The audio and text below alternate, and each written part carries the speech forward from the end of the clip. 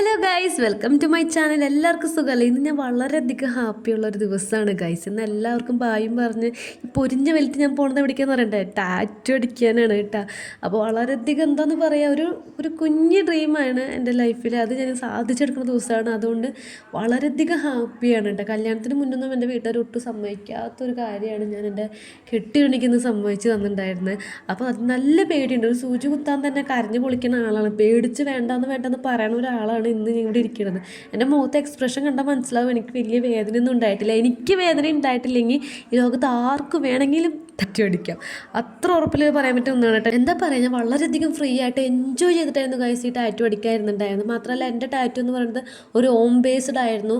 എനിക്കൊരു ഓം ബേസ്ഡുള്ള കുഞ്ഞ് സിമ്പിളായിട്ട് ടാറ്റു വേണം. കാരണം പേടി ഉണ്ടാവും, നല്ല വേദന ഉണ്ടാവും എന്ന് കരുതിയിട്ടേ. പക്ഷെ സാധനം പൊളിയായിരുന്നു. മാത്രം ചേട്ടനും കിഡുമായിരുന്നു ഗൈസ്.